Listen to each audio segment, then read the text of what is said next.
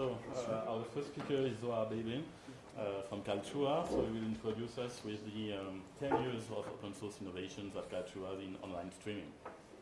Thank you. To you, Zohar. So my name is Zohar Beibin. I work at Kaltura, an open source video platform. And ever since 2006, we basically looked at the world of online video and said, there needs to be something for video at large scale. What we'll do today is basically kind of go through a 10-year brief history lesson, if you will. But then through that, we'll talk about what Kaltura is and what we've done so far, and we'll finish with a look into the future and what we're working on and what we would love your help with.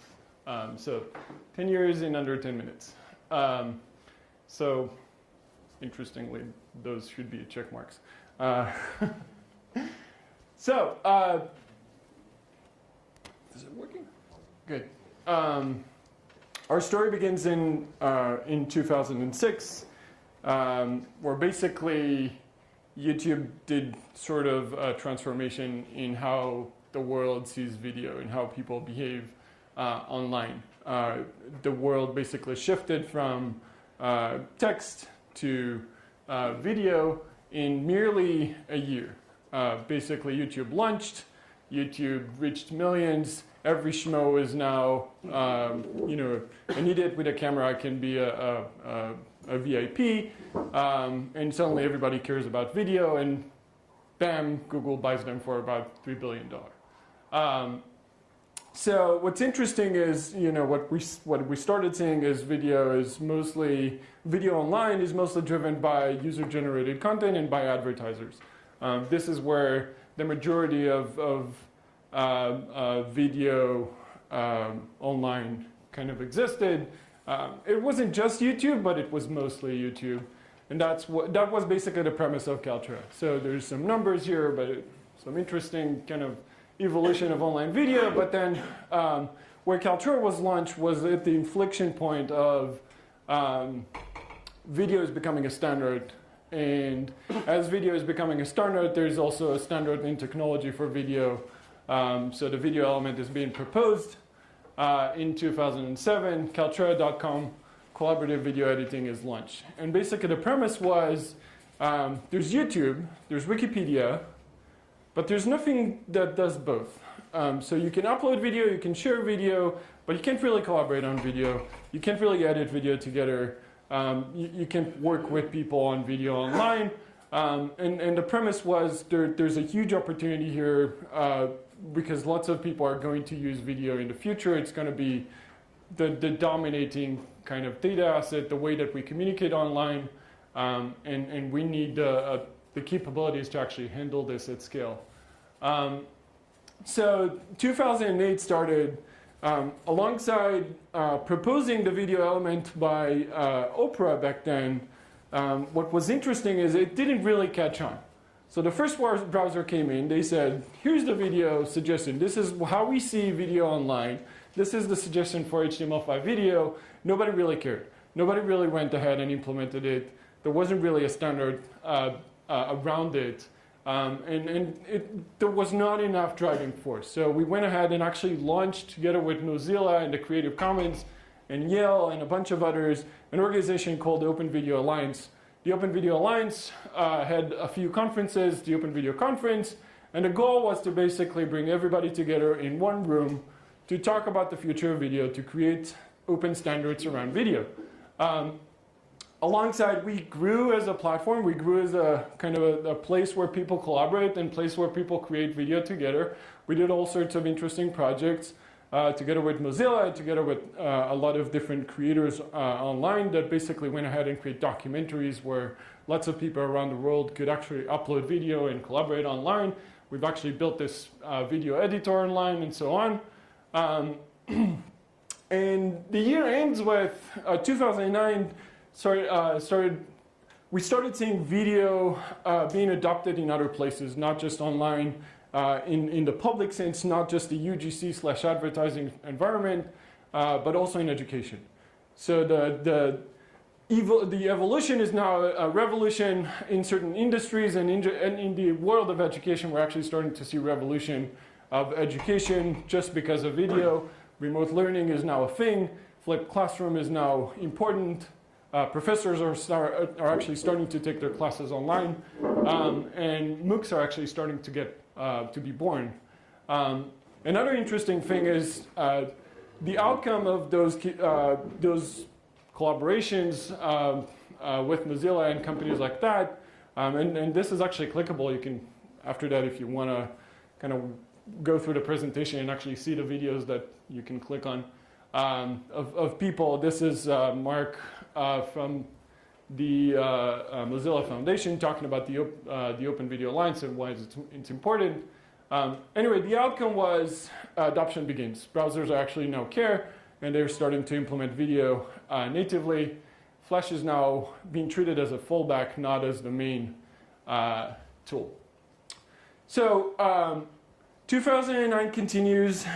Starting 2010, what we're starting to see is video is getting more important. It's getting more embedded. It's getting more native in different sorts of applications.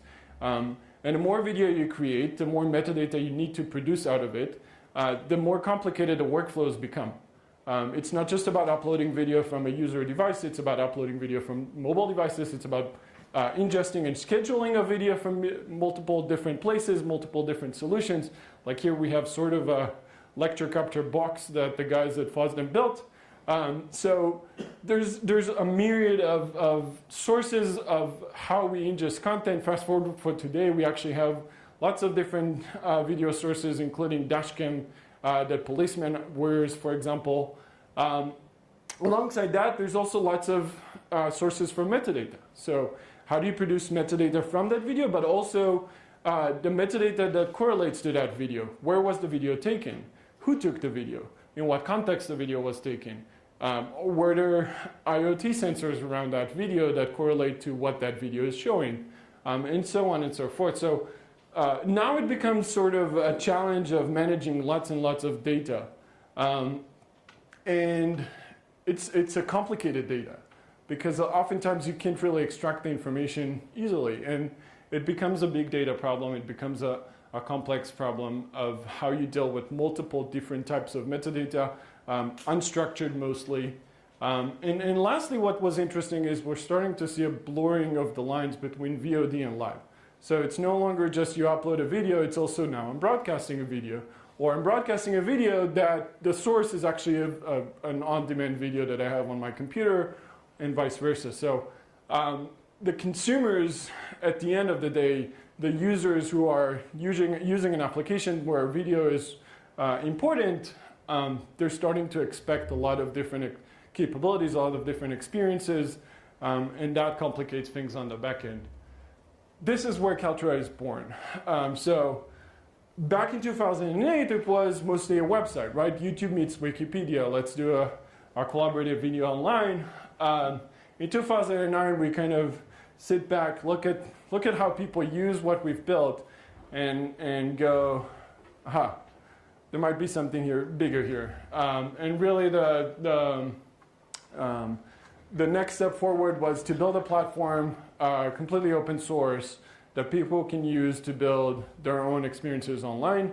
And together with all those assumptions and all those realizations that video is going to be massive at scale, it's going to be required in many different workflows and many different applications, people are going to need a platform to handle all those workflows, to handle all those different solutions, and put them together. And we put together this kind of manifesto of what would the platform look like, what is important, from things like horizontal scalability to the ability to handle things in different systems and being backward compatible and so on. 2010. Steve Jobs takes the floor and says, HTML5 is king. Everybody should dump Flash. Woohoo! That long live HTML5. Now we have standards. Now people actually do care. Now the web is actually progressing faster, and we're starting to see a lot more applications. Popcorn.js is born. We're starting to see a lot of interactivity on the web alongside video. It's not just video, it's video experiences. We're starting to see a lot of different embedded workflows with video, where video is kind of the main asset. So in education, for example, we're starting to see video being used for assessments. It's now actually counting against your grade as a student. During that year, those 2 years, we actually made two main launches, Kaltura version 2 and Kaltura version 3. It's now a massive platform capable of handling very large scale of video. The Internet Archive is actually starting to use Kaltura 2 alongside Wikipedia. And adoption is growing very fast. 2012 till 2014, we're starting to see massive adoption all over. Many different use cases, many different environments, from healthcare to education to surveillance even. And we're in a lot of those years were around stabilizing the platform, creating all sorts of tools around it, working with the community to create all sorts of future-proof workflows so that you'll be able to handle large-scale video in the backend. That year is kind of ending with the release of a real-time packager that we built based on Nginx. So everybody here knows Nginx. The beauty of it is being able to handle massive amounts of connections. And what's interesting, it's very useful for video. So we wrote a module that basically does real-time packaging of video formats, and we'll talk about this later in more detail, but that's the year it was starting to release. So around 2015, we start launching standardized installation packages for Kaltura, so launching of RPMs and debs, and then furthermore, and we're starting to see significant growth. Those are actual installation numbers over the years, and that number is kind of hockey sticking right now, and it's really exciting because it really shows that now, back 10 years back when we looked at this world of online video, we kind of envisioned where video is going to be used massively across many different workflows, but we couldn't even, begin to think about the size and the scale that this will take. So this was like a fast through 10 years. Let's talk about a few notable FOSS projects that we have that you can check out. So first of all, obviously the platform itself. You can install it from the platform packages, so the RPM and debs. We also provide Chef and all sorts of other deployment capabilities. The source code for the backend, which is mostly PHP, is over here. And then there's the player, which we'll talk about in a bit as well. Really what it's all about is handling everything in the world of video from a backend perspective, right? So handling multiple ingest points, handling video at scale in terms of your storage, in terms of your delivery, in terms of your processing, managing transcoding queues, all those kind of things. Then there's the Nginx packager that we've talked about. So on-the-fly packaging for many different formats, including encryption and DRM, thumbnail capture in real time, clipping in real time, stitching in real time, all sorts of things like subtitles and multi-audio tracks, and so on. I really recommend checking this out if you have a project that requires real-time packaging of video. It does both live and VOD today. And it can also handle the mix between them. So we talked before about blurring of the lines. Those type of technologies, this is what they do, right? They enable you to kind of treat video as a video. And it doesn't matter if it's live or if it's VOD. If it's VOD, it can become live. If it's live, it can become a VOD. And really, the user shouldn't really care. MW Embed, a web standard video player. The reason it's called, by the way, MW Embed is because originally we wrote it for Wikipedia together with the MediaWiki Foundation. So we actually had Kalturians working in the Wikipedia offices, embedding video into Wikipedia, and that's how MW Embed was born. Really, the goal of it was to kind of create a unified standards player that doesn't really care what platform you're running on, what device you're running on. it will make sure the video works. Then it grew very, very significantly to hundreds of plugins and customizations. And there are all sorts of things for interactivity or for cue points and so on, all the way to custom looks and skins and so on. And we also have a what you see is what you get sort of player studio, where you can go in and kind of change how things look like and add your own plugins and so on. And we'll talk a bit about this in a bit. Lastly, there's a REST API client generator. So we kind of took a different approach to REST API. There's a blog post here that I highly recommend writing. What's interesting about this, and I won't go over the list, but you can go on and check also there's a link to the GitHub repository inside the blog post, is really one of the massive challenges that we had was to deal with massive scale. And at the same time of having horizontal scalability, we had to deal with lots of limitations of enterprises, right? So where people would want to deploy Kaltura in an enterprise environment or an a university environment where there's lots of firewall rules and complexities, how do you deal with all those things? And so we had to come up with a REST API that is simple, just like REST, but at the same time circumvents a lot of the limitations that normal REST APIs have. And in addition to that, there's also things that are specific to the world of online video, like handling large files, which most REST APIs don't deal with. Jam is another interesting application. It's actually a PHP module, so I highly recommend looking into if you guys have PHP applications. This basically runs on the PHP level and helps you do logging very easily and very quickly. So a little bit of information about what people do with Kaltura today and over the years. Not sure why it hides a few lines here, but this is basically saying healthcare, and this is saying government, I think. Really interestingly, so we saw thousands of deployments and so on, literally all over the world. We're starting to see it used and embedded natively in many different applications, many different environments. But then this is really interesting is as time goes by, we actually started around here. So in the early days, the majority of deployments were distribution of video and things like advertising and so on. Nowadays, we're starting to see significant growth into areas like telemedicine or healthcare patient videos or all sorts of capabilities around workflows around places where video was not naturally used a lot, and now it's actually kind of almost transforming an entire industry. We're starting to see that a lot with compliance and safety in construction and so on. So really interesting. Kaltura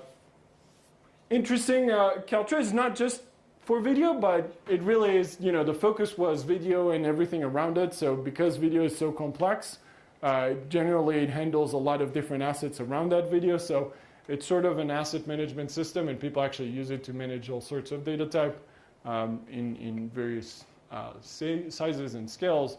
All sorts of different companies all over the world, from government to media companies and healthcare and so on. Really interesting slide. If you get to go on the presentation, you can actually click on them and see what they do. Where do people deploy? We're still seeing most of the people deploy on their own environments, but there's a significant growth into public clouds. So this is sort of the distribution that we're seeing today, and it's also sort of an indication of who are the strong IS players, I guess. So what's next? I really have 50 seconds. So we've spent a lot of time building new developer tools. You can check them out at developer.kaltura.com. Lots of interactive recipe system. There's some innovation around how you guide people through REST APIs and so on.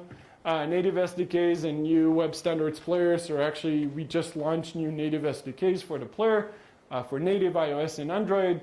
We're actually starting to work on a new player. So kind of getting rid of a lot of the legacy of MediaWiki and the old days. Real-time for two main reasons. One is because the lines are completely blurring, again, between live and VOD, and real-time is definitely a big part of it. But also because there's a need to support large broadcaster and multi-participant experiences, and we're actually seeing a lot of demand for that. So everything around sort of AI and the ability to kind of describe the video better and extract information from it, the future of VR, and all sorts of things around simplicity of deployment, simplicity of scaling and monitoring, and so on. And definitely, if you want to participate, if you want to share your thoughts, let us know. That's my last slide.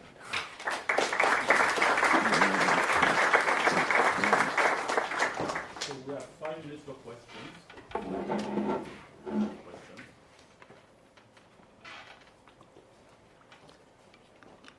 Yeah. Are these big companies paying you to use your services? I'm sorry? Are the companies like Amazon or Google paying software to use because of license?